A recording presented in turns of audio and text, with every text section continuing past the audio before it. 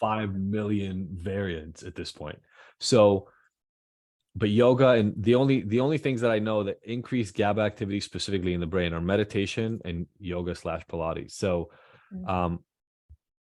and I'll speak to the first, the yoga and the Pilates thing first. That's what alcohol does, is it increases GABA activity in the brain. So if you really want some of that relaxation component that comes with alcohol, weirdly, yoga is the only exercise that replaces it. Now, if people struggle with other substances as well, then like running, weightlifting increases dopamine, for instance. And so if that's what you're kind of seeking because you're more into stimulants, that might be where you want to start out seeking your exercise. And then long distance running. So you think like 10K, like running for a long period outside, increases opioid. It's actually enkephalins and endorphin activity, but they're your brain's natural opioids. So in a weird way, you can match the kind of exercise you go to do based on what you were going to try to get from substances anyway. And there's a cool correlate there. I mentioned meditation as a word, and so I'll speak to it. We do this a lot in our gratitude group, for instance, at Ignited. But the simplest tool for all of us is our breath. The simplest tool you will ever have is what I'm about to demonstrate.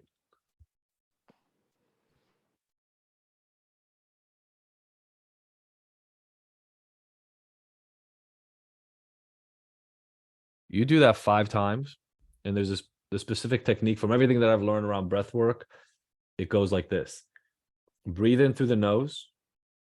There's an actual reason for that. There are nitrite gases when you breathe in through the nose that are relaxing and lower your blood pressure. So you have to breathe in through the nose, hold for a small bit. You don't have to hold for a long time. There are some techniques where you hold for a long time, and that's also fine. And for relaxation, breathe out through the mouth, but exhale longer than the inhale. So the cycle is breathe in through the nose, fill up and hold, and then exhale through the mouth for a very long exhale. 5 of those take about 1 minute. And I've never met anybody for whom doing that 5 times was not at least slightly relaxing. You just have to remind yourself to do it. But I'm now at this place in my life where in the middle of the day sometime, like I'll go up, I work in my home office. So I'll go upstairs and I'll just recognize that I'm in a really, really stressful period. And I'll just stand at the counter and I'll do 5 breaths. And this is what I meant a little bit before. It seems counterintuitive because it's not, well, at this point, I don't have a drug or drinking problem, but I'm not directly addressing the drugs and the alcohol. But by reducing my stress at 2 p.m., I'm greatly reducing the probability that at 6 or 7 or 5, I'm going to want to drink. So it's not like you want to drink at 4 because something happened at 4. And we just went over this in another group a few hours ago, but like it's a buildup and a buildup and a buildup, like a pressure cooker. It just builds and builds and builds. And then you say what we all say, which is, fuck it, I'm just going to have a glass. And we all do that. And we think, so in the new book that I'm writing, we all focus at the end point. We're like, what do I change about that end point? But sometimes that end point is a little too late. We got to change the stuff an hour or 2 before, and we'll never get to that end point. It just, that becomes complicated because we have to have conversations like this about, well, what is stressing me out? And by the way, and you saw, and no judgment whatsoever, but you saw how triggering that can be for people. It can be really, really triggering to look at your life, start looking specifically at the things you don't like, and then have to volitionally, as Deborah just mentioned a minute ago, like volitionally think about what am I going to change about it? Because the change doesn't come easily or simply, or you would have done it without us. So Deborah, you're right. And look, and I talk about celebrating progress. So you may not have thought about it this way, but I think you started going there. First time, you couldn't make it to the end of the challenge. Second time, you made it to the end of the challenge without completing everything. Third time, or maybe fourth or whatever, you're here on the second day already owning what happened in the past and starting to try to think of replacement behaviors. I call that progress. It may not be what you wanted, but I call it progress. Right? Does that make sense? Oh, yeah. Like, I went to my first rehab and I got kicked out after 3 months for using. By the way, I'd been using for 2 months. They only caught me after 3. But I got kicked out of rehab. One version of that was a failure. I'd failed rehab. But the other thing that also happened was in the car out of that rehab, it dawned on me very, very clearly that I'm about to screw up the rest of my life. And so I spent the next 2 weeks looking for the next rehab I would go to. And when I got to the next rehab after 2 weeks, I used every day during those 2 weeks, by the way. When I got to the next rehab, I was now very, very serious. And I said, you know what, look, I just got to do whatever they tell me to do. Not because I agree with it, not because I care, but because I don't want to get to the end of this rehab getting kicked out again. And for me, there was jail and all this other stuff associated with it. So the path doesn't have to look clean. It just has to get us where we're going. So That's pretty crazy. you know what I mean? It is what it is. So let's make this an environment where it's really safe to say things like what Pam said 20 minutes ago. You know what? Felt sorry for myself yesterday and had a drink. It sounds like, I don't know how many you said I had a few glasses. Do you remember how many you had? I had 4. 4. So again, half or less than half as much as you used to drink when you felt sorry for yourself. Yep. So I'm telling you right now, it's in the self-compassion that we find the opportunity to, next time I feel sorry for myself, only have 3. Mm-hmm. And maybe one day when I feel sorry for myself, I only have 2, but I'm kind of like, hey, I'm kind of okay with 2. 2's okay. If I only have 2, then I'm all right. And let's allow ourselves to play this game that nobody out there believes we can play, because they have these labels for us and they call us all these names and all this stuff that I think is just bullshit. So when I had gotten to that point where I was drinking only a couple, for quite a while, and like we've talked about, the journey is a roller coaster. But again, But so down. Don shared this. He actually shared his picture from his drink tracker. And I don't know if you keep track in the system or not, and you can look at this as well. Don showed us his graph once, and when I'll only use first name, and some of you don't know him, but when he came, the number was like 18 or 20. Yeah. And it was there for a couple of months, and then it went down to like 10, and then it went down to 0, and then it came back up to like 5 and 6, and then it stayed there for a month, and then it went back down to 0. And it's almost like a ball bouncing. It's like it went from super high to like middle and then a little bit less. It may settle on an amount that feels good, and then maybe every once in a while there will be a binge. But we have to keep perspective, guys. Like, I always remember that the steps, that the demo you showed of the steps, that was so true. Yeah. And I have thought of a new habit. Oh, awesome. I am going to be a great grandma. So I'm going to start making baby blankets. Yes. Amazing. By the way, so that not only is that a fun and recreation, like behavior habit, but it's also contribution, right? Right. If you can find these ways to combine these things, it's magic. That's awesome. I love it, Pam. All right, Christy, last one, and then we'll adjourn for today. Thank you all so much, by the way. Yeah, just one follow-up. I think Please. One of the things I was trying to get to with my question before is ignited speaking to saying still show up with us, even if you are having drinks every day, even if you are in the spiral. Like that was, because someone mentioned being 6 months out of Ignited today because of just drinking way more than they had been. And so just speaking to like the invitation that's still there. So there are 2 pieces. Number one, look, if we don't show up, there will be no change. We all know that. So the part that makes us want to not show up is shame. We're not showing up the way we want to show up. We have this idea of what it's supposed to look like. Our reality doesn't match the idea, and we would rather disappear than show up. So our job is to just be in acceptance. I don't want to bring any more shame to anybody than they're bringing to themselves, because we all know we can do a big enough job on our own. We none of us need help shaming ourselves. So the starting point is, let's reduce the shame in the environment so everybody can come as they are. But the next piece, and this is really important because of what you shared about somebody's share in the group.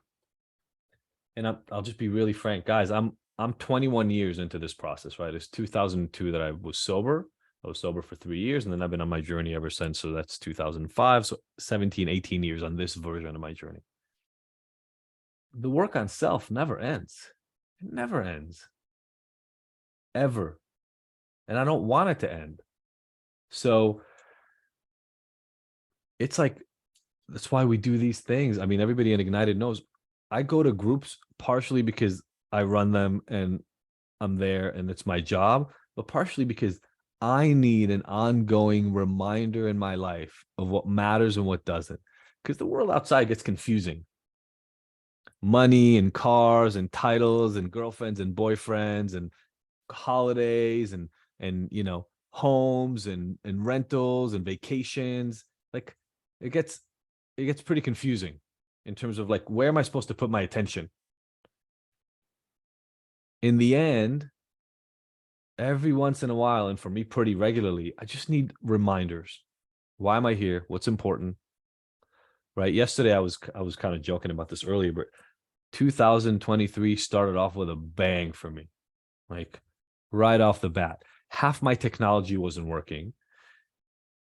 I run a software company for Ignited. Like we have this whole online software thing. It wasn't working for half the people. I was getting messages constantly like, I can't even log into, like, so it wasn't working for me. It wasn't working for other people. I think I had 6 or 7 hours of Zooms yesterday. And trust me, Mary, I'm not only talking about the one with you. One after the other, they were like bombshells. The first day of the year. But here's what I learned after many, many years of doing this. And Sean, I don't know what area specifically you practice in, but I don't do well in my life when I let outside circumstances dictate what goes on in my head. That wasn't true years ago. 5, 6, 7 years ago even. If all the software was falling apart, I would be having a panic attack. Trying to run a meeting, trying to text 15 people. The thing is, what I've learned over time is everything gets worse when I do things that way. Not just me, I definitely get worse. But everybody else's experience gets worse too. And what I learned is it is my job to the best of my ability to use the tools that I have to center myself, because that's the foundation that everything else comes from. And if I can do that, things will work out better than if I freak out. I'm not saying they'll work out well. I'm saying they will work out better than if I freak out. And that's all I have. And that's enough for me on a daily basis to just remind myself, I don't matter all that much, but nothing that's happening to me in the moment is really all that critical, almost ever. And if it is, I definitely need to save my resources of anxiety, panic, and stress for the moments where it really is that important, because most of the time it's just not. It's just my head spinning in its own little wheels. And I need that reminder constantly. And I know a lot of other people that do as well. And so what does happen, Christy, sometimes is people get to a place where they're doing pretty well. And they think, oh, I'm good. I'm done. And we were running a couples group yesterday, one of the other groups where it was kind of a bombshell. And one of the women, one of the wives in the group reminded me of something that I tell people all the time. This self-work, it's like laundry and dishes. Yeah. It doesn't go away. You can stop doing it, but then you don't have clean underwear and you have no clean plates to eat off of. And then things get really messy. And we can have a different when she said it yesterday at the group, and somebody's response was like, oh my God, I hate dishes. And I go, you can look at it that way if you want, but they're there and they're going to be there tomorrow and they're going to be there next month. So this is, and we're going way beyond day 2 right now, but I want us to all get clear. It's all a matter of perspective. Yeah. This may sound crazy to you, but you could love dishes. Because when you clean the dishes, you get clean dishes to eat off of, and the kitchen looks clean, etc. So like, it's all a matter of perspective, and we get to play this game with ourselves. And so I show up every morning and I do, we'll talk about some of these tools at the end of this, but like I do my gratitude journal and I send my wife a text about what I appreciate about our relationship. And I have like 45 minutes to an hour of things that I do every day that ground me and center me and bring me to a place where I'm going to be pretty good by the time everybody else in my world wakes up. But it took years to build those practices because they're tailored to me. They're the things that help me run my life the way I need to. And so none of this is impossible. There's nothing special about my story, but what I think there's something special about the community you guys have found with us, which is, and we've put it to the test, trust me, we do not judge, we do not shame, we hold people's hands and we walk with them. And I found that to be one of the most gratifying things we get to do, because in the end, we all want to feel connected. We all want to feel like we belong. Christy, you mentioned losing your community when you had to move. It's hard. It's really, really difficult to have nobody to connect with.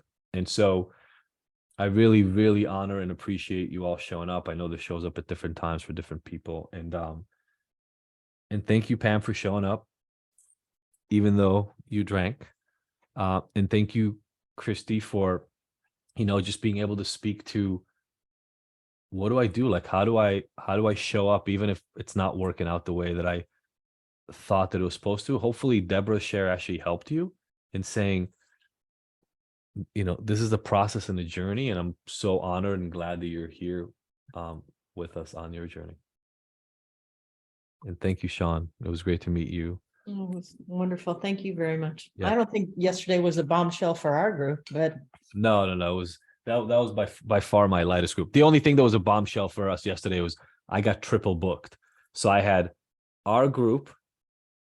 There was an hour meeting before it that could only last 30 minutes. And then remember, I had to leave early. yeah. I had to leave early because I had another group booked. So that was the only thing. Yesterday was a little bit of a clusterfuck, but I'm here and it worked and it's all good and life is amazing. Thank you all so much for being here. I'll see you all tomorrow. Bye. Bye.